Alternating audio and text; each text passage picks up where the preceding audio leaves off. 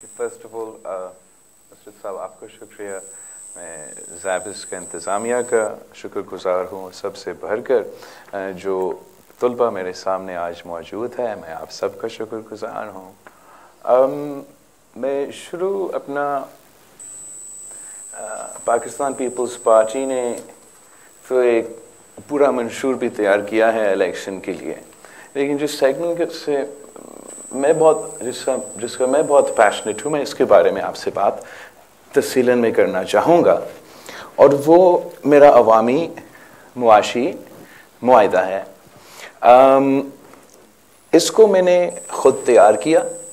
मैंने चंद एक्सपर्ट्स के साथ बैठ के, जिनसे हमने जब हुकूमत में थे काम लिए थे, जहाँ तक बेनज़ीर इनकम सपोर्ट प्रोग्राम बनाने की बात थी, या हुकूमत सिंध में जो गुर्बत का मुकाबले करने के कुछ मंसूबे हैं हमारे, या सोशल प्रोटेक्शन मंसूबे हैं हमारे, उनके साथ हम इंगेज करते हैं। उनके साथ मैंने ये एक डॉक्यूमेंट तैयार किया, और हमने जो पाकिस्तान की जो हम समझ रहे थे मेन इश्यूज़ हैं, उनको एड्रेस करने के लिए क्या करना चाहिए। तो पहले हमने आपस में बैठ के आइडेंटिफाई किया कि कौन से इश्यूज़ हम समझते हैं कि सबसे मेन इश्यूज़ हैं। महंगाई, बेरोज़गारी, गुर्बत के साथ साथ हमने मौसमी तब्दीली, इसलिए हम तो एक्चुअली इन्हीं लोगों के साथ जो सैलाब मुतासरीन के लिए कुछ मंसूबे हमारे हैं, उनके साथ उन पर भी बात कर रहे थे। तो हमारे लिए वो भी एक बहुत बड़ा ख़तरा है। सो इफ़ वी डिवाइड कि पाकिस्तान में तो वैसे बहुत से मसले हैं, लेकिन if we want to distil them down to the truth that I identified for myself, कि अब आगे जाके ना सिर्फ आज फिर आगे जो 50 साल है उसमें मैं क्या समझता हूँ कि पाकिस्तान की सबसे अहम इश्यूज़ हैं। तो एक हमारा मुआशी बहरान, और दूसरा जो मौसमी तब्दीली की वजह से पाकिस्तान वाकई ख़तरे में है। और मुझे तो, मैं ऑक्सफोर्ड से पढ़ा लिखा हूँ, मगर जो डिटेल्स हैं इसके हवाले से वो तब मुझे समझ में आया जब पिछले साल हम उस बहुत ही बड़ा कुदरती आफत जो सैलाब था उससे गुजरे। उसके बाद एक्सपर्ट से दुनिया भर में इंटरैक्ट करते हुए मुझे ये पता चला कि after the North and the South Pole, the largest collection, and अगर कोई गिलगित बल्तिस्तान से यहाँ मौजूद है तो उनको ये पहले से मालूम होगा कि the largest collection of snow and ice anywhere on the planet is the Himalayan region in Pakistan.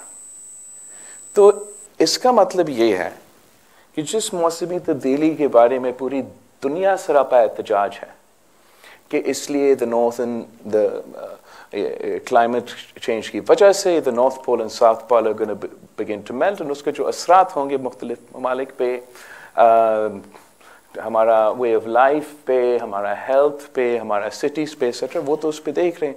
Nature को क्या ख़तरा होगा इससे, हमारे पोलर बेयर्स को, हमारे पेंगुइन्स को।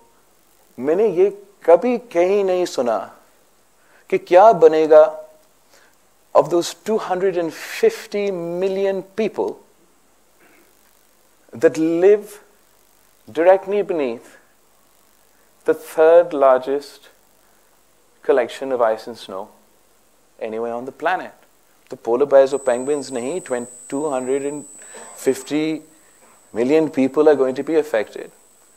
First, by perpetual flooding, जैसे ये हमारे ये बर्फ पिघलेगा, और फिर उसके बाद बाय परपेचुअल ड्राउट। तो इस इशू के बारे में मैं समझता हूँ कि ना सिर्फ आपके सियासतदान, मगर हम सब का ये जिम्मेदारी है कि हम ना सिर्फ पाकिस्तान के अवाम को इस इशू के बारे में, और कि हम कितने ख़तरे में हैं, इस इशू के बारे में समझाएं, मगर हम दुनिया भर में ये आवाज़ उठाएं कि पाकिस्तान एक फ्रंट लाइन स्टेट है। हम 1% से कम कंट्रीब्यूट करते हैं दुनिया के कार्बन एमिशंस में, और हमारे तो survival is at stake, and हम अपने भी पूरा फोकस अपने आप को इस खतरे से बचाने पे लगा दें और दुनिया के साथ मिलकर, इसलिए किसी एक मुल्क का तो बस की बात नहीं है, यह हमारे रीजन का और फिर पूरी दुनिया के साथ मिलके हमें इसका मुकाबला करना पड़ेगा। तो एक तरफ एक एक्सिस्टेंशियल क्राइसिस और साथ साथ जिन मुश्किल मुआशी हालात से हम इस वक्त गुजर रहे हैं वो आपके सामने है। मैंने अपने जो फैक्ट्स एंड फिगर्स हमने अपना अवामी मुआशी मुआहिदा में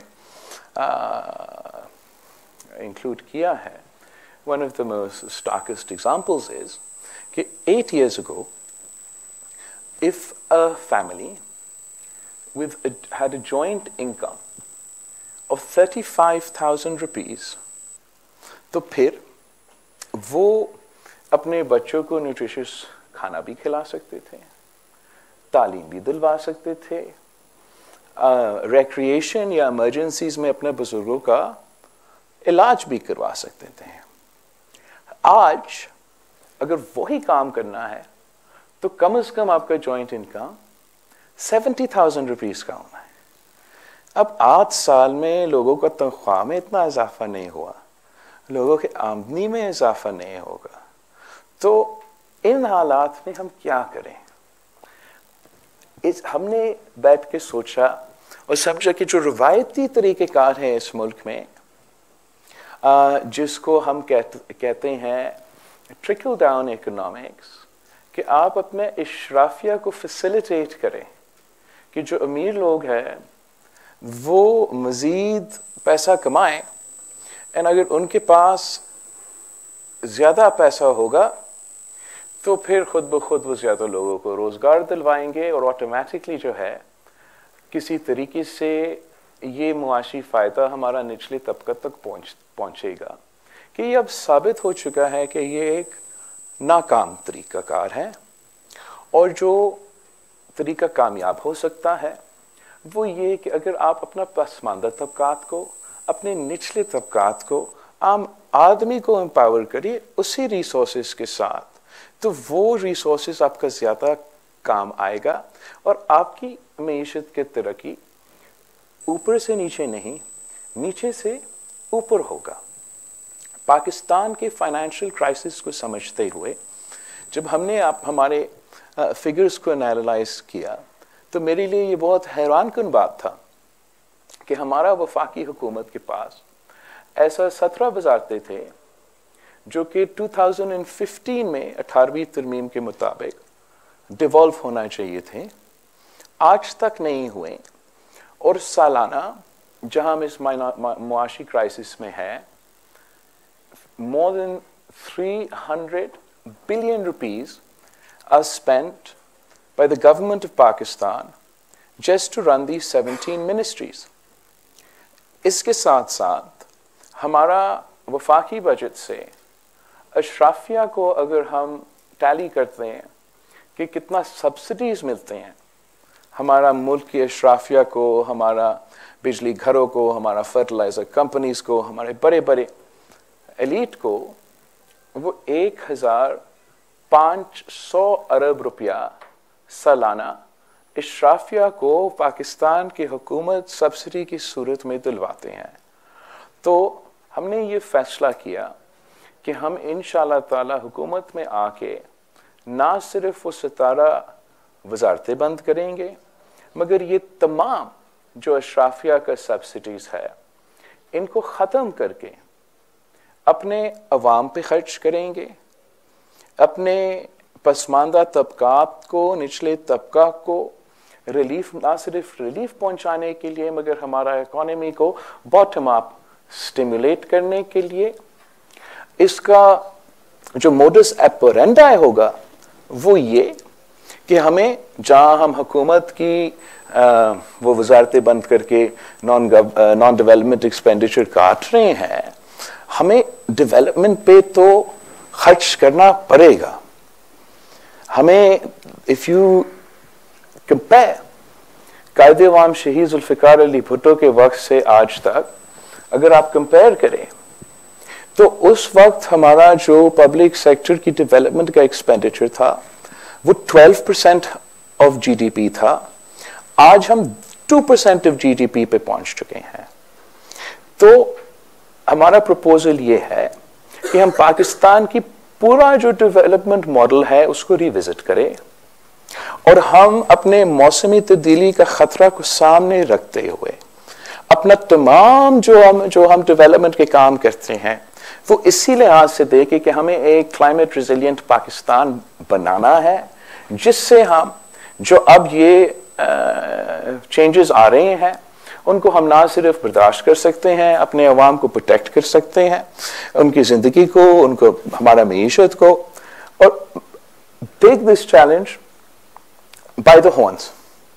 उस तरीके से हम अगर हुकूमत की तरफ से अपना इरिगेशन इंफ्रास्ट्रक्चर, हमारा कम्युनिकेशन इंफ्रास्ट्रक्चर, हमारा एग्रीकल्चर इंफ्रास्ट्रक्चर, हमारा एनर्जी ट्रांजिशन में हमारा एनर्जी का इंफ्रास्ट्रक्चर पे, अगर हम इन पे इस तरीके से इन्वेस्ट करें, हम ना सिर्फ मौसमी तब्दीली का मुकाबला कर सकते हैं मगर हम इकोनॉमिक अपॉर्चुनिटीज क्रिएट कर सकते हैं हमारे अवाम के लिए। हम सो कॉल्ड ग्रीन जॉब्स के मौके पैदा कर सकते हैं हमारा अवाम के लिए मुल्क भर में। अगर हमने इतना, I'm sorry I'm going on very long, I'm just about to conclude and then hand over to you, कि हम अगर ये मुश्किल फैसले हैं, मैंने तो 18 महीना गुजारा है वफाकी हुकूमत में, मैं जानता हूं कि इस्लामाबाद की ब्यूरोक्रेसी की जहनियत क्या है। वो ये है कि वो ना खुद कुछ करना चाहते हैं ना किसी और को कुछ करना देने की इजाज़त है, और साथ साथ बहुत पावरफुल लॉबीज है हमारा इकोनॉमी में, हमारा एलीट के जो हुकूमत पे और मुआशरे पे इन्फ्लुएंस रखते हैं। अगर कोई भी हुकूमत ये फैसला करे कि हम इनके वजारतें ख़त्म कर देंगे, हम इनके सब्सिडीज ख़त्म कर देंगे, तो एक पावरफुल सेक्टर से पावरफुल रिएक्शन आएगा। मगर इसलिए कि हुकूमत उसी पैसा को अवाम पे खर्च कर रही है, चाहे वो बेनजीर इनकम सपोर्ट प्रोग्राम के थ्रू, चाहे वो हमारा मजदूर कार्ड के थ्रू, चाहे वो हमारा किसान कार्ड के थ्रू, चाहे हमारा नौजवान कार्ड के थ्रू, चाहे हमारा सोलर ट्रांजिशन को यकीनी बनाने के लिए 300 यूनिट सोलर बिजली के थ्रू। इस तरीके से तो पाकिस्तान के अवाम हुकूमत के साथ, इन पॉलिसीज के साथ खड़े होंगे, और जितने भी चीखे निकलते हैं इस्लामाबाद की ब्यूरोक्रेसी के और हमारा इशराफिया से, उनका कोई फर्क नहीं पड़ेगा। इसलिए पाकिस्तान के अवाम आपके साथ देंगे। तो ये बड़ा एक थोड़ा सा लंबा मैंने एक्सप्लेनेशन किया, ये बड़ा सिंपल मेरा थॉट प्रोसेस इस अवामी मुआशरे मुआहिदा के पीछे है। यही वो नया सोच है जिससे मैं पाकिस्तान के अवाम को अपील करना चाह रहा हूँ कि रैशनैलिटी मेरा ये इस पे जो हमारा रैशनैलिटी है, जो हमारा इश्यूज होंगे वो आप ज़रूर सवाल करें। But this is my case before you and the people of Pakistan कि मुश्किल वक्त ज़रूर हैं, मसाइल बहुत ज़्यादा हैं, but for big problems we can propose some simple solutions. I thank you.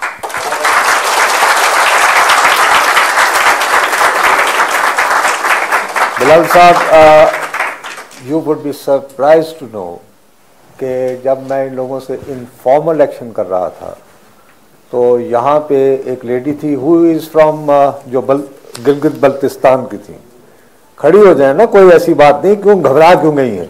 हाँ, अस्सलाम वालेकुम। इन्होंने ये कहा था, you know first thing she said, इन्होंने कहा जी कि मैं आप पूछो क्या सवाल किया था। अस्सलाम वालेकुम, मेरा नाम आसिफ अफसर है। I am student of development studies और मेरा ताल्लुक गिलगित बल्तिस्तान से। माशाल्लाह, nice to meet you. Nice to meet you. तो as you said your mandate is climate change, तो मेरा क्वेश्चन भी क्लाइमेट से ही रिलेटेड था। तो एज यू सेड कि Gilgit Baltistan is very prone to climate change and it's facing very serious issues. So what are your specific, बोलो ना थोड़ी सी, क्या हुआ? जी ठीक है। हाँ, तो क्या आपकी प्लानिंग्स हैं, क्या स्पेसिफिक स्ट्रेटजीज है गिलगित बल्तिस्तान के लिए कि जिसकी वजह से आप वहाँ पे जो फ्लड्स होंगी या ग्लेशियर एरोजन्स या हीट एरोजन्स वगैरह होंगी, उसके लिए उसको उस रिस्क को रिड्यूस करने के लिए व्हाट आर योर स्पेसिफिक, क्योंकि क्लाइमेट चेंज एक ऐसा इशू है जिसके लिए आपको चाहिए ना। Thank you. अच्छा, एक मैं बात बताऊं, कह रही थी मैं ये सवाल सर पूछ सकती हूँ? मैं कहा तुम्हारा नाम आसिफा है और तुम डर रही हो ये सवाल करने से। मुझे ये बताओ, अभी तक जो इन्होंने क्लाइमेट चेंज पे बात की उस पे आपको इत्मीनान हुआ कुछ कि एटलीस्ट इनकी प्रायोरिटीज में है? जी जी बिल्कुल, I am happy to heard that कि चलो थैंक यू वेरी मच। ले भैया, अगर कोई थैंक यू। आसिफा, आपको बहुत शुक्रिया।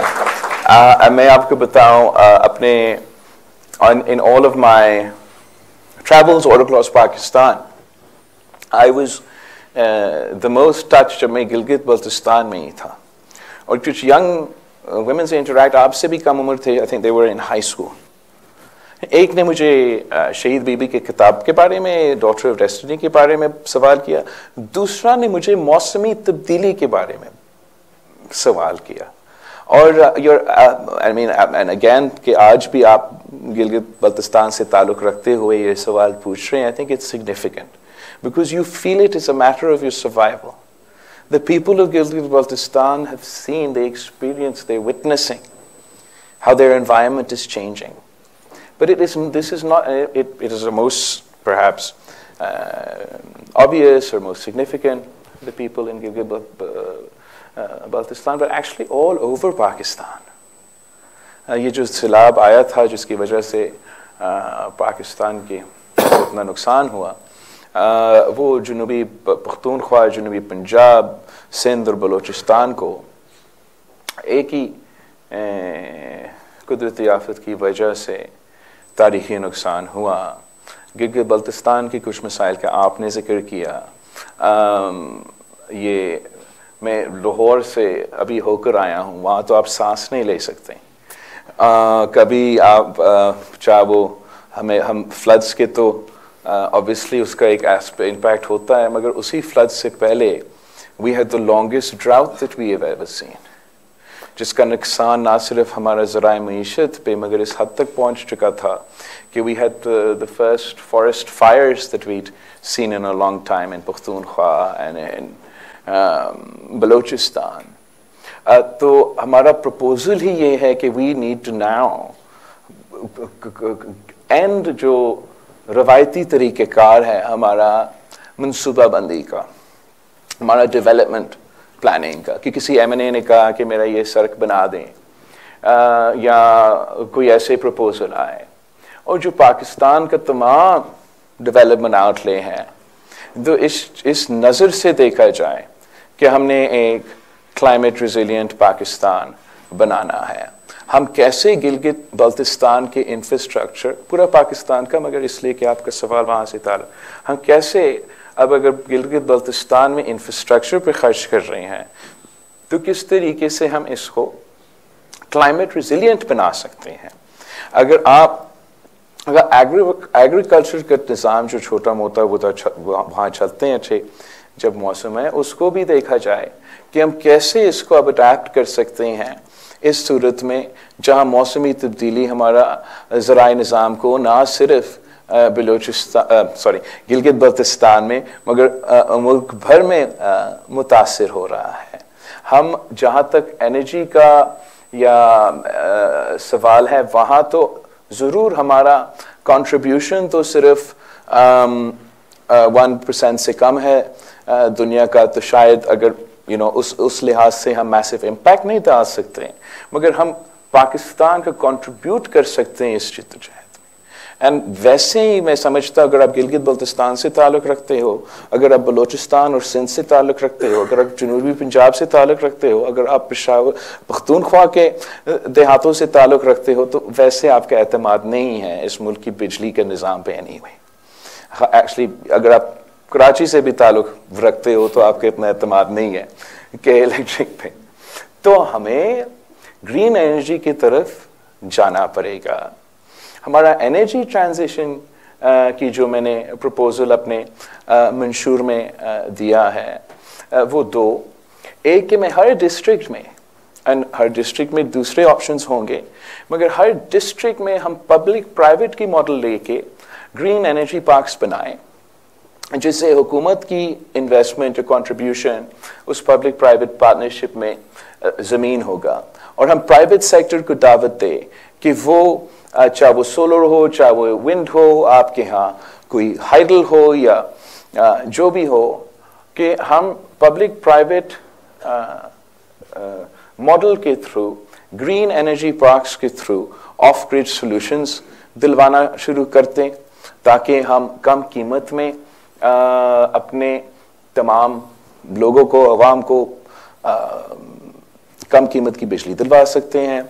मेरा जो 300 यूनिट का प्रपोजल है, जिसका काफ़ी तनकीद किया जाता है विदाउट रीडिंग, जो कि I am sure you object to the most, कि जो मेरा 300 यूनिट का प्रपोजल है वो ये कि हम 300 यूनिट के इलेक्ट्रिक का बिल सब्सिडी ना दें, हम 300 यूनिट की सोलर के लिए गरीब लोगों को ये दिलवा दे, ताकि उनको अपना एनर्जी नीड्स भी वो पूरा करे, और अपना हम कैटलाइज करें हमारा, अगर हमने ये जंप स्टार्ट करना है पाकिस्तान की एनर्जी ट्रांजिशन को, तो इतना ह्यूज इन्वेस्टमेंट और सपोर्ट हुकूमत की तरफ से will encourage more people to join this energy transition and encourage economic activity.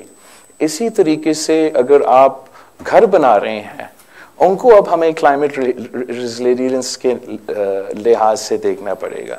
जिन शहरों का मौसमी तब्दीली की वजह से सिबी हो, बलोचिस्तान या हमारा जेकबाद हो, सुबह सिंध का, वो 50 डिग्री से ज़्यादा वहाँ टेम्परेचर होता है। जो भी इंटरवेंशंस करने पड़ेंगे हमारे शहरों के क्लाइमेट को बेहतर करने के लिए, उसमें हमें इन्वेस्ट करना पड़ेगा। जी बिलावल साहब, आई एम सॉरी, इस तरह बहुत ज़्यादा I am sorry, okay fine, please let's do मुझे यहाँ पे एक खातून गालिबन लास्ट में थी, वो बैठी हुई, इनको माइक दें, क्योंकि ये जो आपका आजकल ये जो चल रहा है ना जी स्लोगन के चुनो नई सोच को, उसके रेफरेंस में इनको कोई पीपल्स पार्टी का नारा याद आया था, तो आप बताओ। अच्छा, इसके बाद ना आप लोग अपने हाथ खड़े कीजिएगा ताकि मैं आपको रिकग्नाइज करूं। एक बात मैं इंतहाई डिटाई से तुम लोगों को ये कह रहा हूं कि I would prefer to have more questions from girls rather than boys, क्योंकि ये बीवी शहीद के बेटे भी हैं। जी जनाब अली।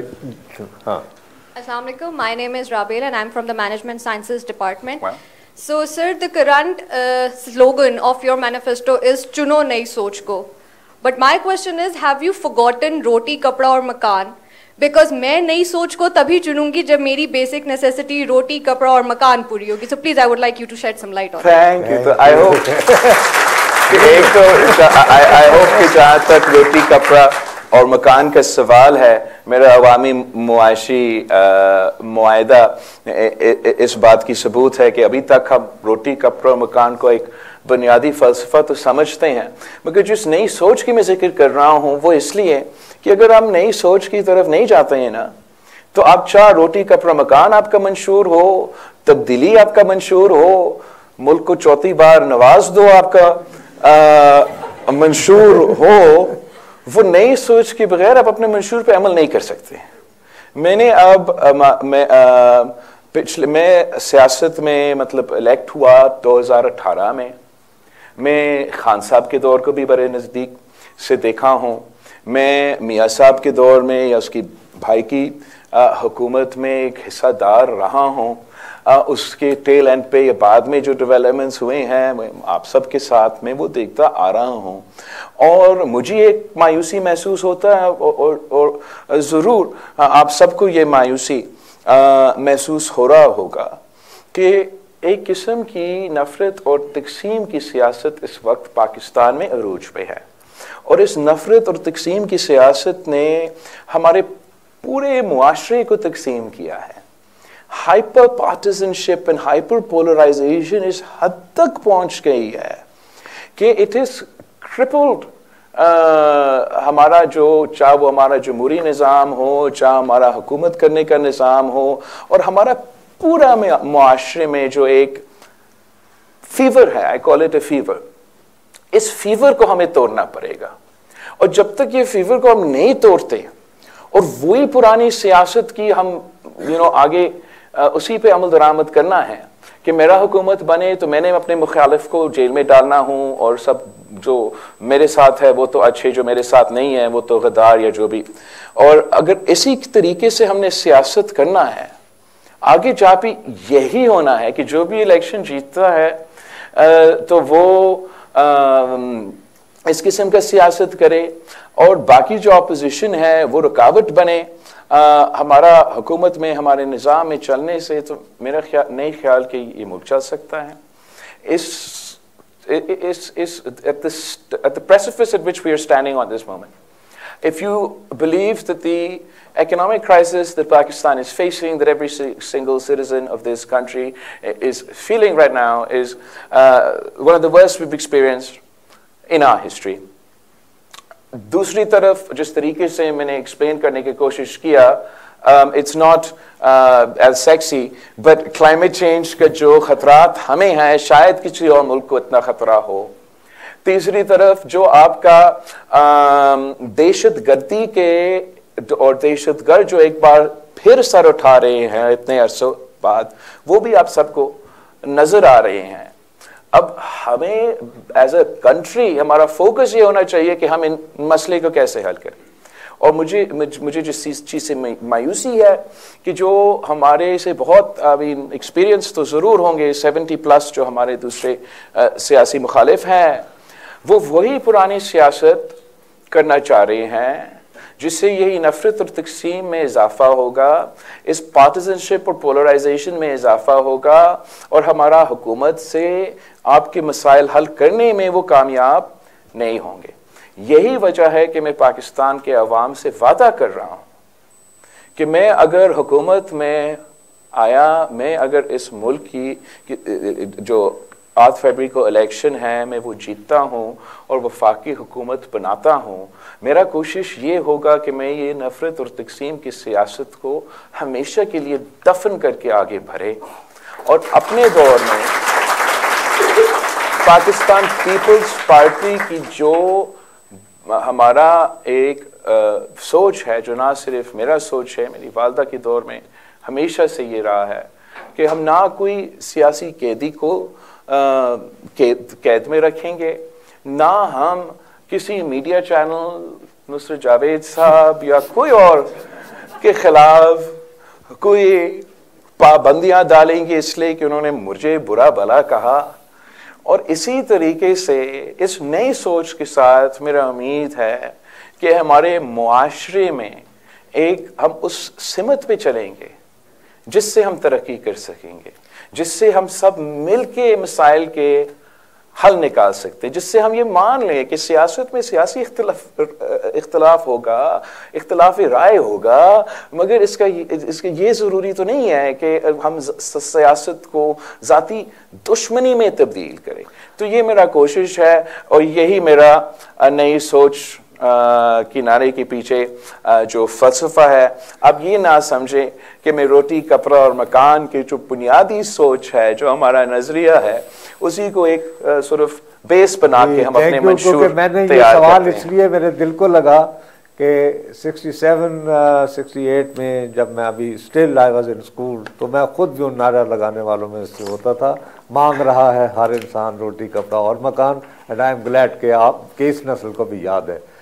अब चूंकि आपने इजहार राय वगैरह की आज़ादी की बात की और सवालात जो है ना, ये मेरा ख्याल है आप लोगों के साथ काफ़ी फ्रेंडली हो रहे हैं। नहीं इसके बाद तुम्हारी ज़ैनुल आबिदीन, ये इनका सवाल चूंकि आपने आज़ादी राय की बात की है तो इनकी एक बात जो है आई think that was important, you must ask.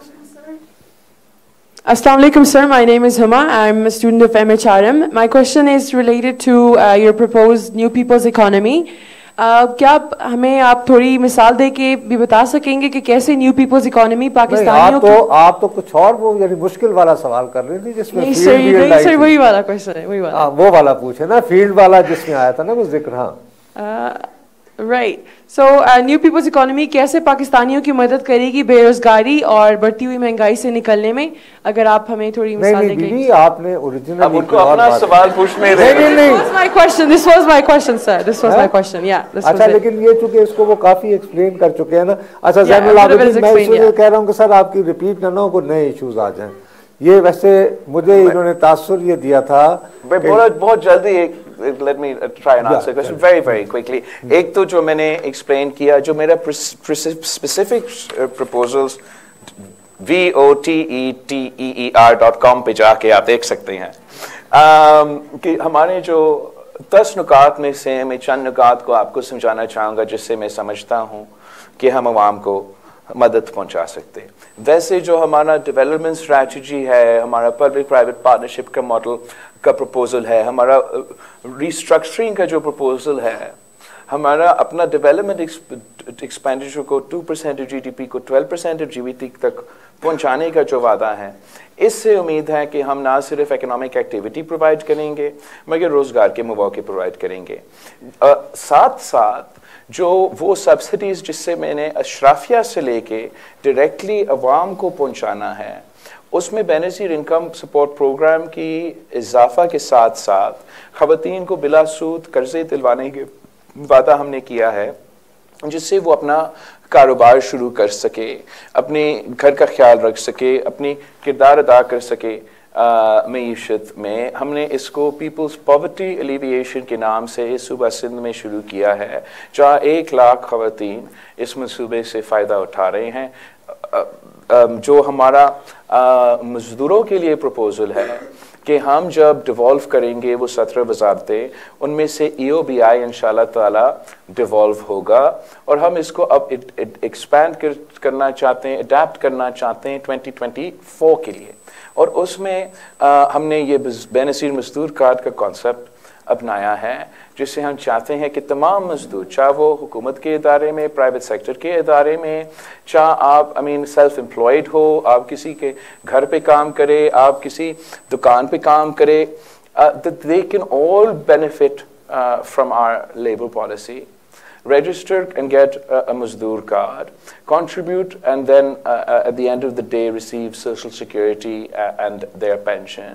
In the interim, जो facilities हम सेहत के लिए, इल्म के लिए जो support labor के लिए दिया जाता है, उसको हम इस expanded definition of labor को भी यही support दिलवाते हैं। और हमारा कोशिश ये हो कि अब इसको यकीनी बनाएं कि मजदूर को मेहनत का सिला मिले और उनका फिक्र सिर्फ ये हो कि मैं मेरा कि मजदूरी करना है, उसके अलावा उनके बच्चों की तालीम हो, उनके बुजुर्गों का सेहत हो, हम उन चीज़ों को कवर करें। इसी तरीके से नौजवानों के लिए, किसानों के लिए, बॉटम ऑफ द पिरामिड के लिए हमने ऐसे इंटरवेंशंस प्रपोज किया है जिससे हम समझते हैं हम बेरोजगारी, गुर्बत और महंगाई का मुकाबला कर सकते हैं या एक किस्म की माली मदद और तहफ़्फ़ुज़ आम शहरी को पहुंचा सकते हैं। अच्छा बिलावल साहब, मैं आपको एक बात से आगाह करना भूल गया हूँ। यहाँ जो आप बच्चे देख रहे हैं ना जी, ये एक लिमिटेड है बिकॉज ऑफ आवर यानी कि प्रोडक्शन लिमिटेशंस। इसकी वजह से ज़ाहिर कैमरा और लाइट्स और ये वो करनी होती हैं। इस वक्त इस तरह के बहुत सारे हॉल्स में यहाँ के स्टूडेंट्स आपको सुन रहे हैं। Oh, really? यहाँ पे जो स्टूडेंट्स हैं इनके बारे में आपको दीगर बात बताऊं, ये कोई नेपोटिज्म नहीं हुआ है। आई कैन अश्योर यू, वरना otherwise I wouldn't have been sitting here. ये तमाम के तमाम जो बच्चे जो आप यहाँ पे देख रहे हैं, इन्होंने किसी ना किसी तरह डिस्टिंक्शन हासिल की है। Most of them are medal holders, not नकम्मा स्टूडेंट्स लाइक मी। तो इसलिए प्लीज बी अश्योर्ड कि ये कोई इनकी सिलेक्शन जो है it's purely on merit, absolutely merit. हाँ जैन, आपको सवाल करना चाह रहे थे। अस्सलाम वालेकुम, मेरा नाम जैनुल आबिदीन है, मैं सोशल साइंस डिपार्टमेंट में से हूँ और साइकोलॉजी मेरा मेजर है। आपने मुआशी बहरान के बारे में बात की, तो आपने अपनी पिछले साल आपकी भी हुकूमत थी और आपने खान साहब की हुकूमत को भी देखा। तो वो देखें मुआशी तरक्की की तो मुश्किलात वगैरह है, पाकिस्तान जो मसले फेस वगैरह कर रहा है, वो क्या उसके अलावा क्या रुकावटें वगैरह हैं जिसकी वजह से पाकिस्तान को तरक्की वगैरह जो है वो हासिल वगैरह नहीं हो रही? तो एक तो ये है कि हमारे अफसोस के साथ जो हुक्मरान होते हैं वो उस संजीदगी के साथ मेरा ख्याल में जिस क्राइसिस से हमारा मुल्क आज से नहीं कुछ सालों से गुजर रहा है, उस संजीदगी से ये क्राइसिस को नहीं समझना, I don't think it's an issue of ना समझ रहे हैं, मगर इसको नॉन सीरियसली टैकल किया जा रहा है। और अगर ऑनेस्टली अगर हम कोई और मुल्क होता, चाहे वो खान साहब का दौर हो या पिछली हुकूमत के दौर हो या उससे पहले, पूरा मुल्क का एक फोकस होता कि हम पाकिस्तान को इस मुआशी बुहरान से कैसे निकाले, कैसे बचाएं।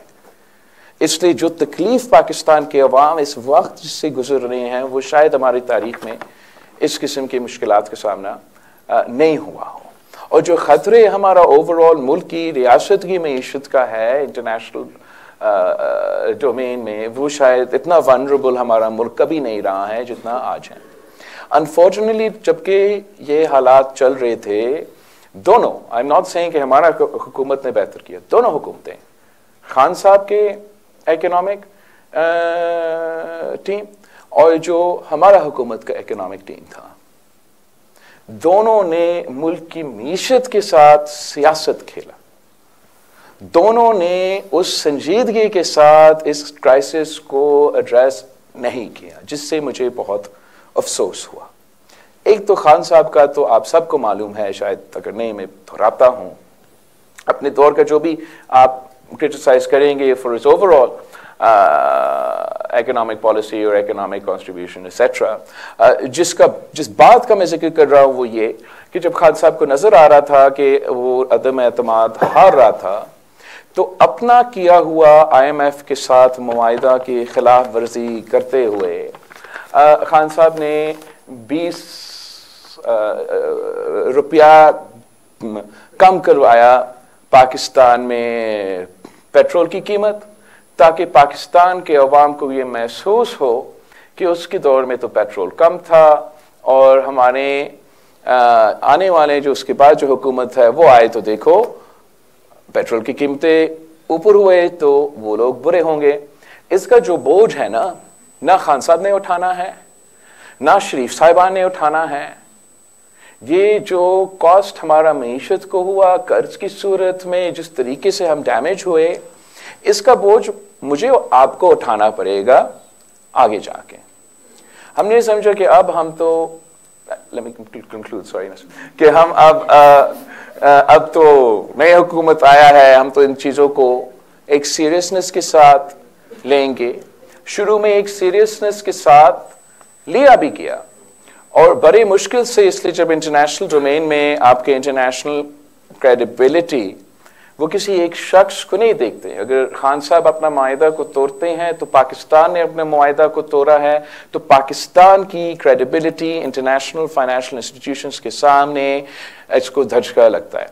मगर काफ़ी मुश्किलात के बावजूद के बजाय जो नई हुकूमत था, एक मिल के मुश्किल से काम करके पाकिस्तान को एक बार फिर IMF की प्रोग्राम रिवाइव हुआ, वो सो कॉल्ड डिफॉल्ट से हम बचे।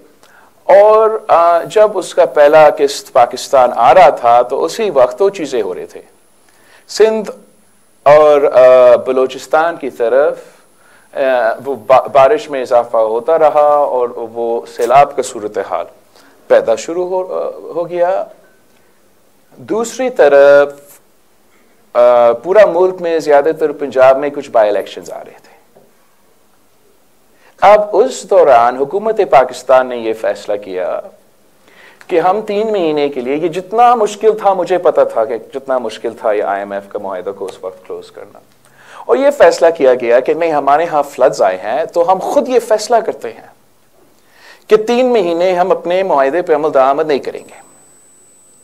वही काम जो खान साहब ने किया अपना सियासी फायदा को आगे देखते हुए, वही काम नया हुकूमत ने इकोनॉमिक टीम ने किया। उसका बोझ एक बार फिर दार साहब ने नहीं उठाना है, शहबाज शरीफ साहब ने, नवाज शरीफ साहब ने नहीं उठाना है, और इसका वो खान साहब को भी ये बोझ नहीं उठाना पड़ेगा। इस कर्ज को, इस एक्सपेंस को, इस कॉस्ट को आपको और मुझे उठाना पड़ेगा। मैं समझता हूं कि अगर हम शायद आम तौर का कोई मुआशी सूरत हाल होते हमारा तो अमेरिका जैसे मईशत होता या किसी और मुल्क जैसे मईशत होता तो शायद आप खेल सकते थे। जिस तरीके से पाकिस्तान की मईशत के साथ सियासत खेला गया है उसका नुकसान हम आज तक उठा रहे हैं। और कब तक ये एक्सपेक्ट करेंगे पाकिस्तान के अवाम से कि हम सियासत करें, हम इनकी किस्मत के साथ खेले, हम पाकिस्तान की मईशत के साथ गैम्बल करें और फिर मेरे अजीज हमवतनों आपने अब कुर्बानी देना है, अब हम आपके इस टैक्स में इजाफा होगा, इसकी कीमत में इजाफा होगा। आई थिंक अब वक्त आ गया है कि हमने तो आप वो कुर्बानी देना बंद करें और हम वफाकी हुकूमत से कहें कि आप ये सितारा वजारती की कुर्बानी दें। हम अशराफिया को कहें कि आप ये 1500 अरब सालाना सब्सिडी जो मिलता है उसका कुर्बानी दें ताकि हम पाकिस्तान के अवाम पे ये पैसा खर्च करें। ये IMF का कहते हैं, आज कल IMF ने कहा पाकिस्तान को कि आप बेनजीर इनकम सपोर्ट प्रोग्राम में भी इजाफा करें और आप मजीद इस किस्म के वेलफेयर के मंसूबे लेकर आए।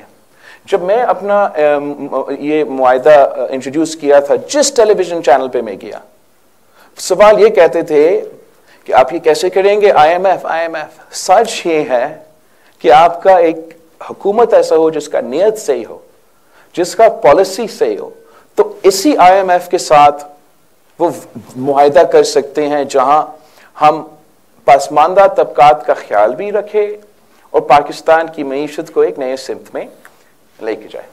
जी बीबी, आप करना चाह रही? जी।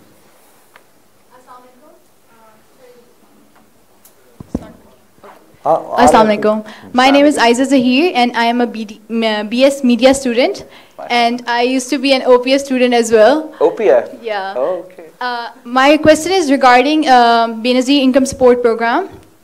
मेरा ये क्वेश्चन है कि आप लोग इसमें फंडिंग प्रोवाइड करते हैं टू पीपल, तो why not provide them skills ताकि और अ मीडियम, मतलब इस इनकम अगर आप फंड्स उनको देंगे तो उससे दे गेट डिपेंडेंट, क्योंकि पाकिस्तानी अवाम की वैसे भी आदत है कि डिपेंडेंट हो जाते हैं। सोच के इस तरह आप कौम को भिखारी बना रहे हैं, आप ये कह रही हैं ना? कैश नहीं, मतलब डिपेंडेंट हो रहे हैं ना, they will wait for the income कि इनकम आए, they don't like they are not working. महाराज ये एक्सप्लेन कर दें, आपको ये बात पता है कि दुनिया के किसी और मुल्क में भी ऐसा प्रोग्राम है?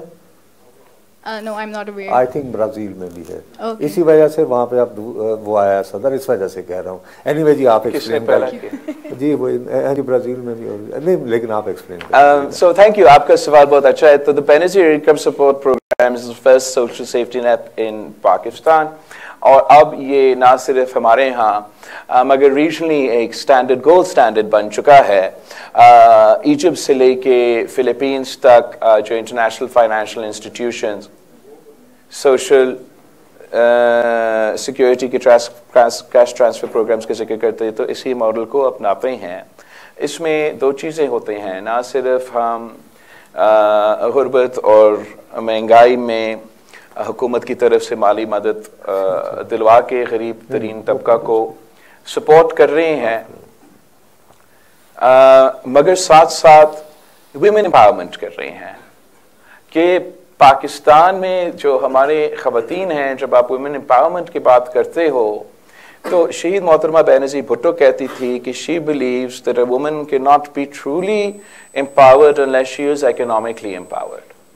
और आप ज़रा जायज़ा करें कि पाकिस्तान भर में किस किस्म का इंकलाब आया जब पाकिस्तान की गिलगित बल्तिस्तान से लेके साबिक फातह के कबायली इलाकों से लेके बलोचिस्तान के से लेके जनूबी पंजाब के नॉर्दर्न सिंध के ट्राइबल डिस्ट्रिक्ट से लेके उनके ख़वातीन के पास ये बैंक कार्ड आया और उनको ये माली मदद मिला।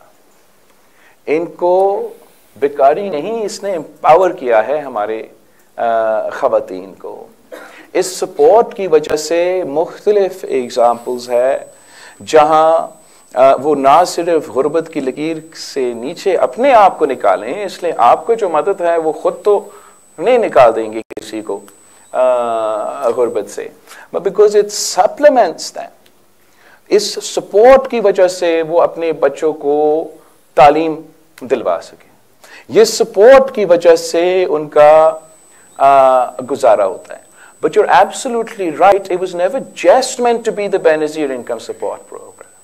इसमें तो ये तो जरूर इसको चलना रहना चाहिए, लेकिन साथ साथ हमने उसी वक्त जो इंट्रोड्यूस किया, वसीलाए हक, वसीलाए रोजगार, वसीलाए तालीम, वसीलाए सेहत, और ये इन्होंने साथ साथ चलना था, जिससे हम अगर वसीलाए हक है तो वो बिलासूद कर्जा वाली बात है, जिससे हम बिलासूद कर्जे इन खवातीन को दे ताकि वो इकोनॉमिकली अपना कारोबार शुरू करे और उस तरीके से इकोनॉमिकली एम्पावर करे. वसीलाए रोजगार इसका एक ऑफशूट था, जिससे इनको जिन स्किल्स की आप बात कर रहे हो वो स्किल्स हम दिलवा सके ताकि वो काम कर सके, रोजगार कर सके. तो इस तरीके से हमारा जो सोच बेनज़ीर इनकम सपोर्ट प्रोग्राम के बारे में था, वो एक कॉम्प्रहेंसिव पॉवर्टी एलिविएशन प्रोग्राम था. इसका जो कैश ट्रांसफर का पॉवर्टी एलिविएशन और वुमेन्स एम्पावरमेंट का मंसूबा है वो बहुत ही कामयाब रहा, मगर जो हुकूमतें इसके बाद आए वो जो बाकी पोर्शंस है उनको उस तरीके से सपोर्ट नहीं किया. मैंने अपना मंशूर में ये प्लेज किया है कि हम ना सिर्फ उसमें इजाफा करेंगे, मगर इन तमाम जो साथ चलने थे गुर्बत के मुकाबले करने के लिए मंसूबे जो कि ख़वातीन को टारगेट किए गए हैं, उनको भी हम रिज्यू करेंगे.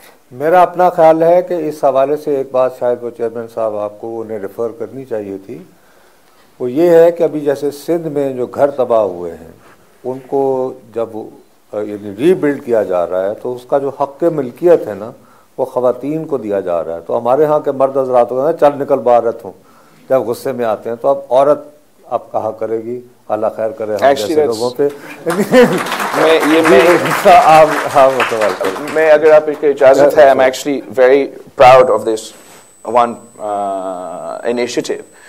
ये हमारा उसी सैलाब जब आया था तो ऑब्वियसली पूरा, मैं वज़ीर ख़ारजा तो था और साथ में पूरा मुल्क का दौरा कर रहा था. जहाँ मैं जाता था वहाँ के ख़वातीन की अगर आप कहें कि एक मुतालबा क्या था, वो ये था कि मुझे घर बना के दो.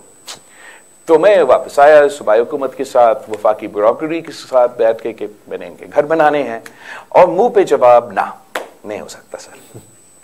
और मैंने तो ये माना नहीं, और हमने फिर मैं सलाम पेश करता हूँ चीफ मिनिस्टर सिंध कायम अली शाह साहब, अपने मुराद अली शाह साहब को, कि उन दिनों में एक तरफ हम एक दिन में बारिश हो रहा था और उसका मुकाबला कर रहे थे, रात में मेरे साथ वो वर्ल्ड बैंक के ऑफिशियल्स की मुलाकातें कर रहे थे ताकि हम पॉलिसी फ्रेमवर्क कर सकते हैं. और हमने फिर वर्ल्ड बैंक से $2 बिलियन की फंडिंग की बंदोबस्त की, ना सिर्फ इसके लिए पूरा सैलाब के लिए, मगर एक हिस्सा जो है वो हमारा इन घर का तामीर करने के मंसूबा का, जहां हम 20 लाख घर सूबा भर में बना रहे हैं. जिनके घर तबाह हुए, उनको कच्चा घर थे, उनको पक्का घर मिल रहा है. साथ साथ जो इनिशिएटिव सिंध हुकूमत ने इसके साथ ज्वाइंट किया है वो ये जिसका नुसरत साहब जिक्र कर रहा था, जहां उस घर के जो मालिकाना हुकूक है उस घर की खवातीन को दिलवा रहे हैं. This is now the biggest single asset transfer in Pakistan in a generation. आप अगर इस स्केल का कुछ हुआ हो तो आपको शी जुल्फ़िकार अली भुट्टो का जो लैंड रिफॉर्म्स है उस तब तक जाना पड़ेगा इस किस्म का एग्जाम्पल निकालने के लिए. It is the biggest reconstructions of housing program ever after a natural disaster. The one before this was done in Nepal, जहाँ earthquake हुआ था. हम एक तरफ से climate resilient housing बना के मौसमी तब्दीली का भी मुकाबला कर रहे हैं, मालिकाना हुकूक दिलवा के इनका economic empowerment और women empowerment का भी बंदोबस्त कर रहे हैं. तो ये एक मुआशी इनकलाब का आगाज है. मैंने अपने मंशूर में वादा किया है कि इसी मॉडल को देखते हुए हम पाकिस्तान भर में इंशाल्लाह ताला 30 लाख घर बनाएंगे पाकिस्तान के गरीब तरीन औरतों के लिए, जो कि जो कि एक तरफ तो घर की थी अपनी, बट द पॉइंट इज कि the asset transfer, the empowerment of the bottom of the pyramid, ये एसेट इनके पास होगा तो रातों रात इनका इकोनॉमिक स्टेटस में इजाफा होगा। ये एसेट इनके पास होगा तो वो फैसला कर सकते हैं कि क्या मैंने अपने आने वाले नस्लों के लिए वो रख सकते हैं और इसकी प्राइस में इजाफा होता रहेगा।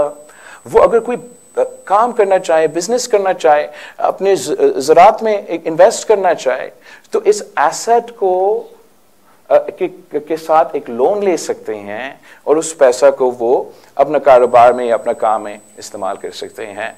आगे जाके उनके बच्चे जो है अगर इस एसेट को बेचते हैं तो उस तरीके से economic, so I am just saying that मेरे पास शायद वो पैसा ना हो, वो रिसोर्सेज ना हो कि मैं सब कुछ कर सकूं, but there's so much for us to unlock in the economic potential of Pakistan.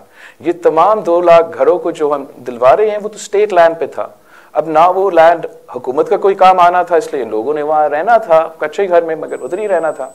तो अब हमने उस लैंड का इकोनॉमिक उस लैंड से इकोनॉमिक एक्टिविटी जो शुरू किया है वो इंशाल्लाह ताला बॉटम ऑफ द पिरामिड से हमारा मईशत को फायदा भी दिलवाएगा। जी भाई, आप करना चाह रहे थे। माय नेम इज़ मोहम्मद माज and I am student of social sciences. Sir, मेरा क्वेश्चन ये है कि आप रिपीटेडली 17 मिनिस्ट्रीज़ की बात कर रहे हैं, तो सर आपने कहा कि जब भी इन पर अशराफिया पर हाथ डाला जाता है तो रेजिस्टेंस आती है, तो in case you come in power, तो आप किस तरह से, इन केस अगर आप भी रेजिस्टेंस ऑब्वियसली फेस करेंगे तो आप उसको किस तरह से फिर डील करेंगे? तो आपका सवाल तो बड़ा वैलिड है। हाथ तो सही तरीका तो सिर्फ एक दफा लगा और वो शहीद जुल्फिकार अली भुट्टो के दौर में था, और उसका जवाब में कायदे अवाम को तख्तेदार पे लटकाया गया। उस वक्त जिस तरीके से शहीद जुल्फिकार अली भुट्टो ने इंडस्ट्रीज में बड़े बड़े ज़मींदारों से ज़मीन लेके आम आदमी को दिलवाया, that was the last time that the elite of Pakistan has been shaken up aggressively by the state. अब जो आप कह रहे हैं रिएक्शन तो ज़रूर होगा, मुश्किल होगा। ये चैनल्स जिस पे वैसे हमारे किरदार कशी के अलावा ज़्यादा कुछ होता नहीं है, वो क्या करेंगे, मज़ीद बात करेंगे हमारे खिलाफ। हल ये है कि हमने अवाम को अपने साथ जोड़ना है, ना सिर्फ अपने साथ, अपने से ज़्यादा मुल्क के साथ, रियासत के साथ, मईशत के साथ, कि वो महसूस करें कि मेरा स्टेक है इस चीज़ में। अभी अगर मैं कल उठ जाए और कहूँ कि मैं ये बंद करूँगा और इस पैसा से मैं कोई फैंसी हथियार लेना है मैंने, या इस पैसा से मैंने एक मेट्रो बनाना है, तो वो हो तो जाएगा, मगर जो रेजिस्टेंस है वो अब मैं उसका मुकाबला नहीं कर सकता। जो मेरा थ्योरी है वो ये कि इसलिए कि हम वो पैसा पाकिस्तान के अवाम पे खर्च कर रहे हैं, डायरेक्टली उनको अगर मैं इधर से ले रहा हूं तो डायरेक्टली अपने नौजवानों को, अपने किसानों को, अपने मजदूरों को वही फायदा पहुंचा रहा हूं। तो इंशाअल्लाह ताला जब ये मुश्किल फैसले लिए जाते हैं और रिएक्शन होता है तो उम्मीद इतना कि पाकिस्तान के अवाम हमारे साथ खड़े हो जाएंगे, और पाकिस्तान के अवाम खड़े हो तो आप इशराफिया से भी मुकाबला कर सकते हैं। और ये जो मतलब मेरे सोच से समझ से बाहर है, 2015 में डिवॉल्व होने थे, अब काम क्या करते हैं मुझे नहीं पता, आपको पता होगा, मैंने तो उनको काम करते हुए नहीं देखा। ढीठ होके कहते हैं कि नहीं 18वीं तरमीम की वजह से ना अब सुबह से पैसे वापस लो। छोटा सा मैंने मतलब किताब उठा के मैथ करना शुरू कर दिया और पता लगा कि ये हमारा 300 अरब सालाना लेते हैं इन वजारतें को चलाने में। अगर कोई एक तो द आइडियल सिचुएशन इज कि मैं पहले दिन पे आके इन सबको बंद कर दूं। अगर कोई मुश्किल उसमें है, कोई जेन्युइन रीजन सामने आता है, तो हम एक ट्रांजिशन फेज तय कर सकते हैं कि किस तरीके से, मगर होना तो पड़ेगा। We can't have this double. जी आप। Firstly, the manifesto sounds very promising and embedded in equal opportunity for everyone across the social strata. Thank you. My question is, as per your vision of Nayi Soch, how do you plan on empowering the religious minorities and marginalized communities of the country and integrating them in the mainstream socio-economic web? Okay, that's a very important question. And fair point also मैंने अपना जो अवामी मुआशी मुआहिदा है इसमें तो actually हमने specifically zikr bhi nahi kiya hai. So I'm very glad that you pointed out. In our actual manifesto, we've laid out a comprehensive plan to address the various issues that minority communities in Pakistan face. Even in the past, I'm just trying to take out the specifics, but even in the past, Pakistan People's Party ने कानूनी लिहाज से reform से इन communities के concerns को address करने की कोशिश किया. जो रहते हैं वो भी हमने प्लेज किया है अपने मंशूर पे, rights for all on page 30 of my manifesto. हम तफसील में जाते हैं कि क्या तब्दीलियाँ लेकर आएंगे. अगर मैंने एक स्पेसिफिक जो दो चीज़ों को जो मैं जिक्र करना चाहता हूँ जो इनके जो ज़्यादा शिकायतें हैं, एक enforced disappearances का और misuse of the blasphemy law का, दोनों के बारे में पाकिस्तान पीपल्स पार्टी के मंशूर में ये प्लेजेस किए गए हैं कि हम ना सिर्फ enforced disappearance के इशू को एड्रेस करने की कोशिश करेंगे मगर misuse of the blasphemy law के इशू पे भी हमने पाकिस्तान पीपल्स पार्टी के मंशूर पे ये डाला है कि हम ये दो इश्यूज एड्रेस करना चाहते हैं. इसके साथ साथ this quite expensive, I mean वो मैं आपको जी आपने करना था सराइकी है जी, लेकिन करोगी उर्दू में, सराइकी में नहीं. हाँ ठीक है. अच्छा चलो. अस्सलाम वालेकुम, मेरा नाम आइमा खान है और मैं BS सॉफ्टवेयर इंजीनियरिंग की स्टूडेंट हूँ और मेरा ताल्लुक साउथ पंजाब डेरा गाजी खान से है. तो मेरा क्वेश्चन ये होगा कि आज से पहले जितनी भी गवर्नमेंट आई हैं उन्होंने बहुत वादे किए हैं कि वो सराइकी सूबा बनाएंगे, include Pakistan Peoples Party as well. तो आप हमें कैसे इंश्योर करेंगे कि अगर आप इस दफ़ा प्राइम मिनिस्टर बनते हैं तो हमें सराइकी सूबा नज़र आएगा बना हुआ? थैंक यू आपके सवाल के लिए. I don't know as far as सारी सियासी जमातें ने ये वादा किया और शायद बट जहाँ तक पाकिस्तान पीपल्स पार्टी है मैं उसके बारे में बात कर सकता हूँ. हमने जनूबी पंजाब पे हमेशा फोकस किया है, ना सिर्फ आज से मगर हर दौर में. या हम कभी सदर पाकिस्तान बनाए तो वो जनूबी पंजाब से ताल्लुक़ रखते हैं. I mean that didn't go so well for us, but बन गया. और फिर हमने वज़ीर आज़म जब बनाए तो मुल्तान से.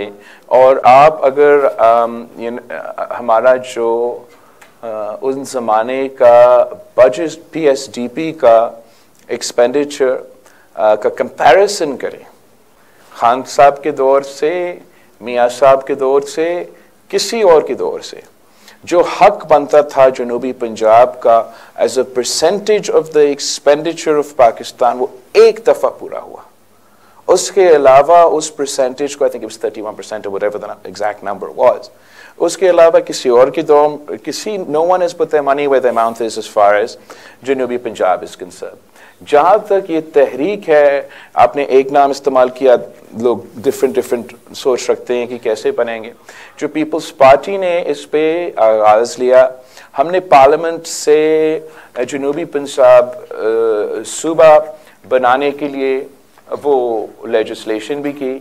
अगर आप चाहते हैं कि इस पे अमल दरामद हो तो रिक्वेस्ट ये होगा कि हमें वो 2/3 अक्सरियत दिलवाए जिससे हम आइन में वो तरमीमें कर सकते हैं इस इशू को एड्रेस करने के लिए.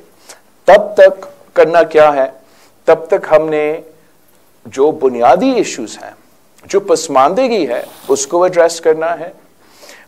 एक तरीका ये कि एटलीस्ट प्रोपोर्शनली जो उनका एक्सपेंडिचर है उनको वो हक दिया जाए, मगर साथ साथ जिस तरीके से आप चोलिस्तान के इलाका को उठा के देखे या आप हमारा मीडिया को देखें, जिस तरीके से जनूबी पंजाब को इनके कंसर्न्स को नेशनल मेन स्ट्रीम कॉन्वर्सेशन से आउट रखा जाता है, उसको एड्रेस करना बहुत ज़रूरी है. और मैं समझता हूँ कि जब पाकिस्तान पीपल्स पार्टी की हुकूमत बनती है तो हम तमाम पसमानदा इलाके से नुमाइंदगी भी रखते हैं, उनके मसाइल हल करने की कोशिश करते हैं, और जहाँ सूबे बनाने वाली बात है, हमारा आइन में उनकी कोई अभी तक तरीक़ेकार मौजूद नहीं है।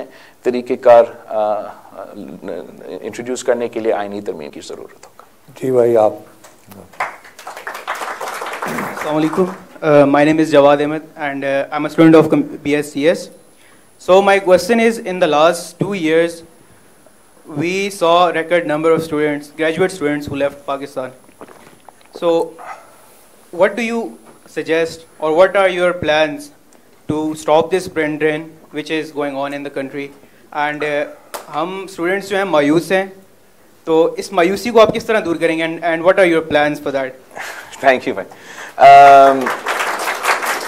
तो जहाँ तक ये ब्रेन ड्रेन की सवाल है, अगर मायूसी की वजह से ब्रेन ड्रेन हो रहा है तो उसको ज़रूर एड्रेस करना चाहूँगा, मगर उसके other than that we do have a problem, and that is जो हमारा डेमोग्राफिक ग्रोथ रेट्स है, उसमें जो हमारा नौजवानों का पॉपुलेशन है, जो आप बार बार सुनते हो कि 65% of our population is youth, ये एक डेमोग्राफिक एक्सप्लोजन है, और हमारे लिए एक बहुत बड़ा ये सवाल है कि हम अपने नौजवानों को रोजगार कैसे दिलवाएंगे। एक तो हमने ये प्रपोजल दिया कि हम इस तरीके से ऐसे इन्वेस्ट करेंगे हमारे मीशत में, हमारे डेवलपमेंट में, जहाँ से हम डेवलपमेंट के थ्रू इकोनॉमिक एक्टिविटी क्रिएट करेंगे, मगर साथ साथ हमें फिर अपना इस क्राइसिस को एक अपॉर्चुनिटी में तब्दील करना है।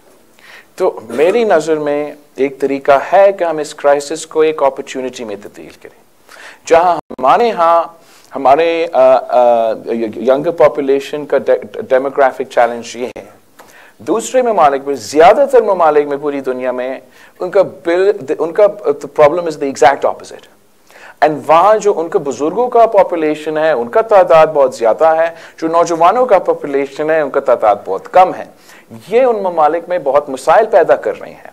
वो ना उस पॉपुलेशन उनके पास है कि वो उनकी बुजुर्गों का ख्याल रख सके, ना वो अपने मईशत में वो जॉब्स फिल कर सकते हैं अपने पॉपुलेशन से, जो इस डेमोग्राफिक चैलेंज की वजह से मसाइल पैदा कर रहे हैं।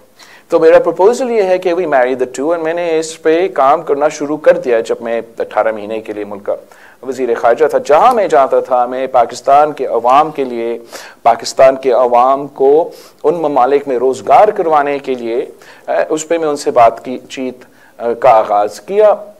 यूरोपियन यूनियन के साथ इस पे डायलॉग या चल रहा है या कंक्लूड हुआ। I mean, I can't tell you everywhere. मैं हंगरी गया तो हंगरी में इनका ये यूरोपियन यूनियन में ये मसला था। जापान गया तो पता चला कि इनको सालाना 4 million, they need 4 million people to come to their country every year to meet their demographic challenge. तो अब और बाकी मुल्क में, मिडल ईस्ट में ऐसे सिचुएशन है। तो मेरा प्रपोजल ये है कि हम अपने नौजवानों को वो मॉडर्न स्किल्स दिलवा दें।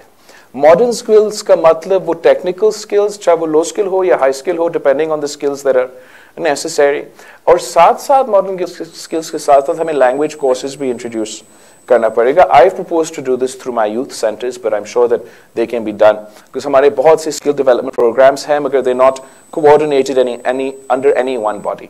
तो हमारा यूथ सेंटर के थ्रू हमारा प्रपोजल ये है कि हम मॉडर्न स्किल्स दिलवा दें, टेक्निकल स्किल्स दिलवा दें, यहाँ तक कि लैंग्वेज स्किल्स, कि अगर मैंने वो 4 मिलियन जापान का इनको अचानक ज़रूरत पड़े किसी स्किल का, मैं 6 महीने के अंदर अपने बच्चों को बेसिक्स रूडिमेंट्री जापानीज भी सिखा दूं, उनको वो स्किल या उनके पास वो स्किल है पहले से, या उनको ये स्किल दिलवा दे और लिंकअप करे कि ये मेरे नौजवान को आप वो नौकरी दे। मैं तो ब्रेन ड्रेन मायूसी की वजह से मैं तो नहीं चाहूँगा कि हो, मगर मैं प्रोएक्टिवली, अगर हमारा हुकूमत मिले तो हमारा एक तो नज़र मुख्तलिफ है दूसरी सियासी जमातों से, हम समझते कि हुकूमत की जिम्मेदारी है कि वो प्रोएक्टिवली कोशिश करे अपने नौजवानों को रोज़गार दिलवाने के लिए। वो हम ना सिर्फ पाकिस्तान में करेंगे, मगर कायदे अवाम की तरह हम ये कोशिश करेंगे कि दुनिया भर में पाकिस्तान के अवाम को वो मौके मिले। जी आप। My My name is Mubarra Khan and I am in BS Media Sciences.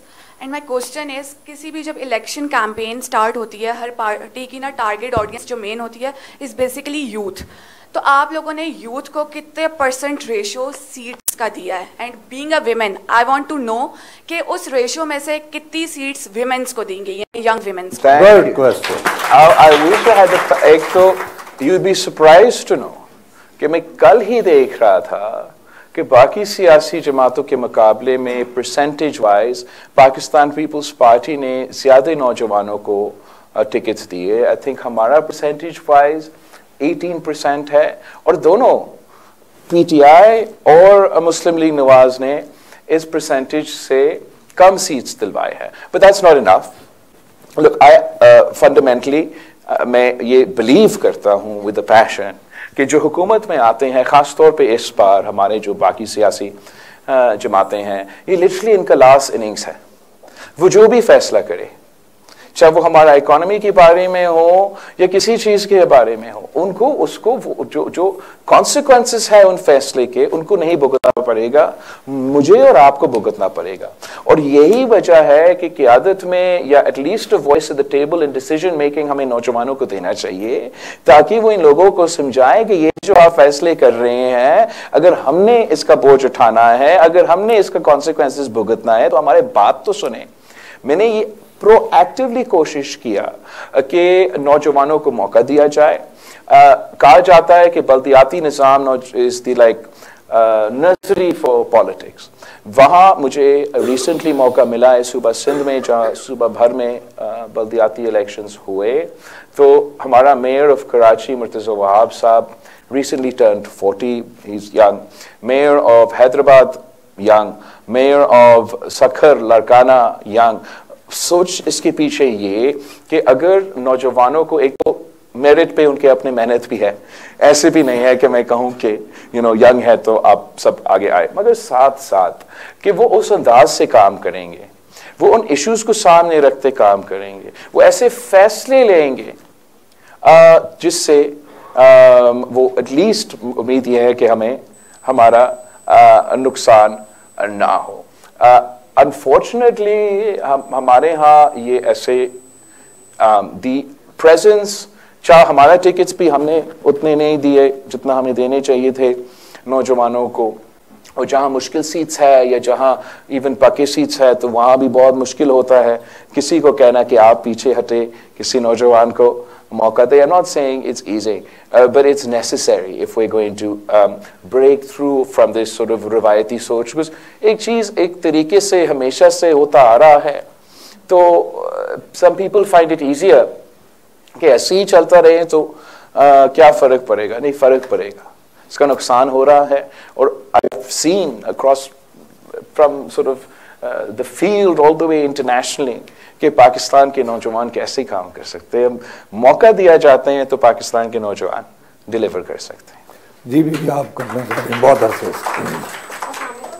Namra from Masters in Project Management. So my question is, if you don't win with a majority in government and you have to make alliance, if you do that, how are you going to take this Nayi Soch forward? Because obviously they will be retaliating to some of your ideas. So how are you going to take it forward? So there are two ways to deal in politics, right? And I've seen the other way. And ऐसा है कि चाहे वो खान साहब के दौर में हो या शायद हमारा में, it was like मेरी मर्जी, मेरा सोच ये है और यही अच्छा है और इस तरीके से करेंगे, और ज़ोर ज़बरदस्ती से जो है the power of the majority हम अपना चीज़ को अमल दरामद करें.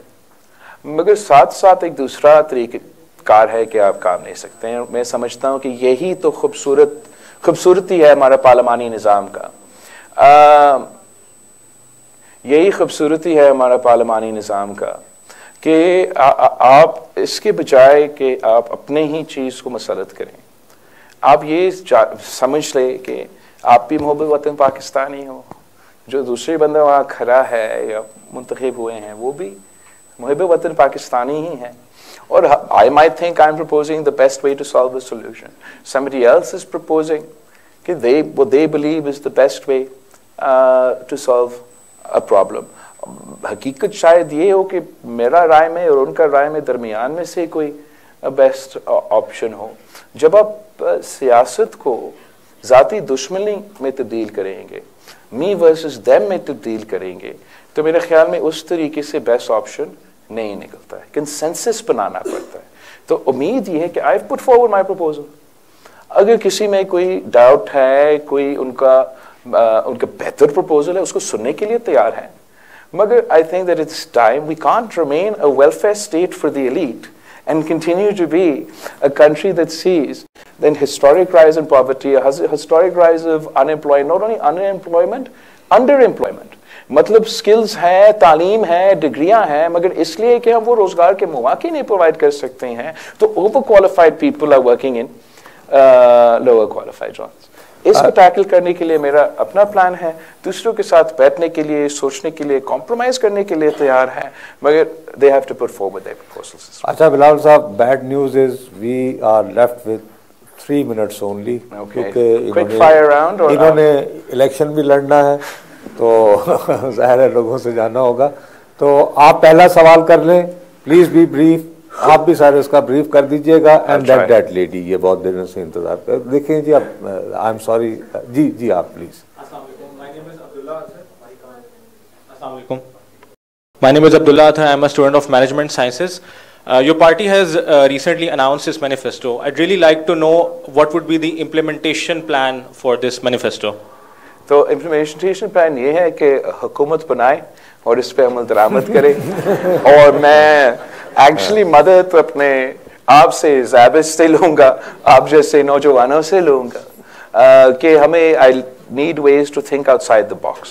And I think if we're looking for new ways of thinking, so the best place to start is from universities. हुकूमत की तो रवायती तरीक़ेकार है।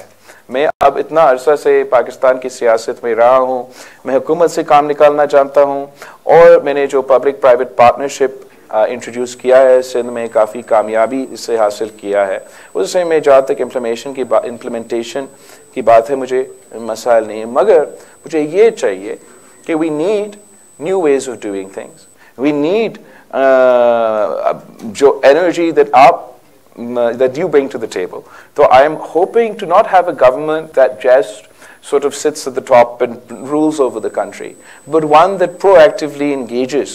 And I would like to believe कि अगर मैं वज़ीर आज़म बनूँ तो मैं ज़रूर आप जैसे इदारे में, दूसरे इदारे में खुद जाके engage करके उन नौजवानों से मदद लूँगा। भाई चूंकि वादा कर चुका हूँ, next question, only 1 minute। Next जी next question. My name is Neha Aamir, I am student of media sciences BS. मेरा आपसे क्वेश्चन ये है कि जब आप हुकूमत में आएंगे, तो जो आजकल हम लोग देखते हैं कि यूथ ज़्यादा ऑनलाइन काम कर रही है, सिर्फ यूथ नहीं, बाकी भी बहुत से हमारे भाई जो काम कर रहे हैं, ड्राइव, फूड पार्टनर, आए दिन हुकूमत में इंटरनेट बंद हो जाता है और उनका नुकसान होता है। आप बिल्कुल सही तो ये किस तरह आप करेंगे हुकूमत? आपका तो इतना फिट सवाल है, मैं क्या कहूँ।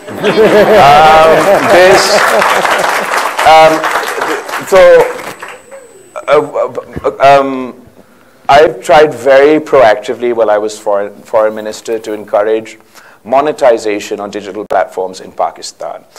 I went and engaged with Meta, with TikTok, with all the TikTok का तो हुआ नहीं, लेकिन फिर भी बात तो करना था सबसे कि मैं इस चीज़ को encourage करूँ। यहाँ तक कि मेटा के साथ उनका जो स्टार्स मोनेटाइजेशन फीचर है, उन्होंने मुझे वो मौका दिया कि मैं इस फीचर को पाकिस्तान के लिए लॉन्च करूं।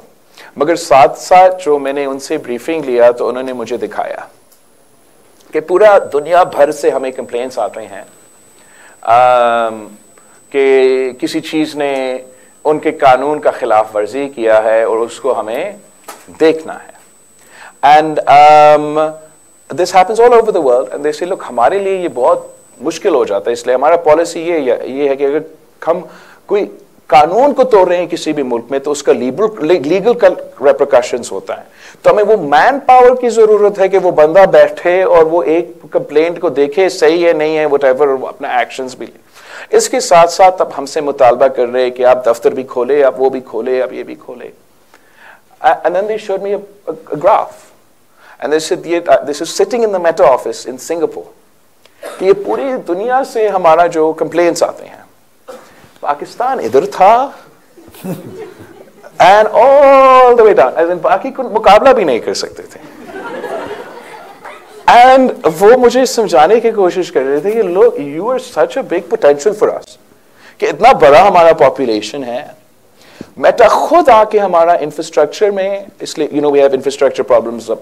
मेरी बहन गिलगित बल्तिस्तान से पूछे कि कितना तेज उनका इंटरनेट वहाँ चलता है। तो we have infrastructure, communication infrastructure digitally, उसका भी प्रॉब्लम है, उसमें भी वो इन्वेस्ट करने के लिए तैयार है। वो कह रहे थे कि हम वाहिद एक ऐसा प्लेटफॉर्म है जो पाकिस्तान में रुपीज में कॉमर्स की इजाजत देते हैं। ये हमारे नजर से हमारे इकोनॉमी, उनका प्रॉफिट मार्जिन के लिए नुकसान है, मगर वो नुकसान उठा के ये काम कर रहे हैं पाकिस्तान में। और बहुत से ऐसे एग्जाम्पल्स दिए, मगर आखिरकार कि अगर आप ऐसे हमें ट्रीट करेंगे, एक तरफ इतने लीगल पीका की वजह से और ये तमाम कानून की वजह से इतना रिस्ट्रिक्शंस, ऊपर आप हमें अपने पैसा जो हम कमाते हैं वो भी पाकिस्तान से बाहर नहीं लेने की इजाजत देंगे, तो कैसे ये तरक्की करेगा? पाकिस्तान में जितना डिजिटल मीडिया से, टैक्स से, मोनेटाइजेशन से हमें फायदा होगा, शायद कोई और मुल्क है जो इतना फायदा हो सकता है। हमारा जो एक्सपोर्ट्स के कंप्लेन करते हैं, वो मसला सिर्फ एक इस जगह से हम हल कर सकते हैं, जो रोजगार के मौके हम प्रोवाइड नहीं कर सकते। एक बच्चा अपने गांव में बैठ के अपना ऐप बना के कमाना शुरू कर सकता है, और वो भी डॉलर्स में। मेरा जो नुक्ते नजर है वो इतना कि आप जितने भी रुकावटें हैं वो खत्म करें, कम करें। There is this attitude in Islamabad and Muslim League and the bureaucracy कि अगर कोई अपना मुल्क में इन्वेस्ट कर रहा है ना, आप उन पे फेवर कर रहे हैं कि वो आके आपके हाथ से पैसा कमा रहे हैं। तो this is absolutely the reverse of what is true. आप ये तमाम कानून साजी पे एक दफा फिर से हमें करना पड़ेगा, ताकि आसानी आपके लिए हो, आसानी दुनिया के लिए हो। अब आप सोचे, करने थे इनको, वो जलसा क्या होगा? टिकटॉक पे लोग आएंगे, इमरान खान के नारे लगाएंगे, क़यामत तो नहीं होगा ना। लेकिन आप उनके बारे में सोचे, वो दराज का बंदा, वो फूड पैंडा का बेचारा, वो करीम का जो चला रहा है अपना, उसका क्या होगा? This is now it's a new world। ये काम खान साहब अपने दौर में करता था, उसके बाद भी होता रहा। मेरा कोशिश ये होगा कि हम ये काम छोड़ें, एंड जिसका फायदा है वो फायदा हमें। जब हम कहते हैं कि हमें इंफ्रास्ट्रक्चर में इन्वेस्ट करना है, अब वो मोटरवे का ज़माना आ गया, इंफ्रास्ट्रक्चर में इन्वेस्ट करना है तो पाकिस्तान के अवाम को हाई स्पीड इंटरनेट इस मुल्क के कोने कोने पे पहुंचा दें, ये रिस्ट्रिक्शंस ख़त्म कर दें, और पाकिस्तान के नौजवान खुद हमारा मीशत की तरक्की का बंदोबस्त करेंगे। भाईजान, मैं आप लोगों को इंतहाई दयानंदारी से जर्नलिस्टिक ऑब्जर्वेशन से बता रहा हूँ कि मुझे महसूस हो रहा है कि बिलावल साहब गेटिंग सो स्वेड, बहुत मुतासर हुए हैं। लेकिन आपके साथ इंटरेक्शन में, which is honestly impressive, I am also really, I have learned a lot from you. लेकिन सियासतदान ख़ास तौर पर जब वो इंतहाबी मुहिम में हों तो टाइम उनका नहीं होता। इनके जो मीडिया कोऑर्डिनेटर हैं बार बार मुझे इशारे किए चले जा रहे हैं, और मुझे इनसे राब्ते के लिए उनकी ज़रूरत रहेगी। तो बहुत बहुत शुक्रिया आपका। Thank you, we have to call it. Thank you so much everyone, बहुत ही अच्छा मुझे लगा। Thank you. Honorable Chairman, what a wonderful talk. My students, they have really enjoyed that talk, and it was a very meaningful dialogue, I must say. And we'll carry forward this dialogue. Thank you. On Thursday, we are having a seminar here on the manifesto. Fantastic. And that is organized by Asif Khan Sahab and Faradullah Babar Sahab. And this is how we move forward. Thank you. And maybe some other people, if they approach. Sure. So this is an academia where we discuss the issues.